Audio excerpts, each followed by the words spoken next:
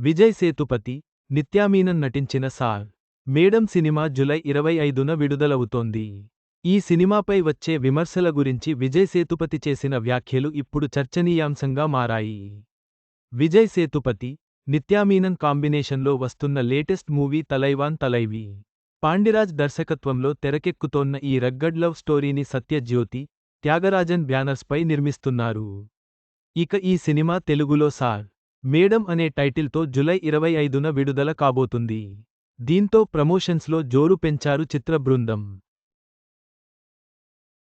ఇందులో భాగంగా సినిమాపై వచ్చే నెగిటివ్ రివ్యూలు, ట్రోల్స్పై మీ రియాక్షన్ ఏంటి అని ఓ రిపోర్టర్ ప్రశ్నించగా, విజయ్ సేతుపతి స్పందిస్తూ, మేము సినిమాను ప్రజలు ఎంజాయ్ చేయడానికి విడుదల చేస్తాము.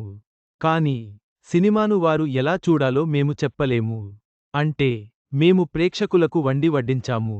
కాబట్టి ఆ వ్యాఖ్యలు పూర్తిగా వారి అభిప్రాయంపై ఆధారపడి ఉంటాయి. అలాగే వారి నుంచి కామెంట్స్ నుంచి మనల్ని మనం సరిదిద్దుకోవడానికి ప్రయత్నించాలి అని తెలిపాడు. చివరగా విజయ్ సేతుపతి ప్రేక్షకుల అభిప్రాయాలకు ప్రాధాన్యతనిచ్చారు. వారి నుండి నేర్చుకోవడం ముఖ్యమని, సినిమాను వారు ఎలా అనుభవిస్తారో తమకు తెలియదని తెలిపారు.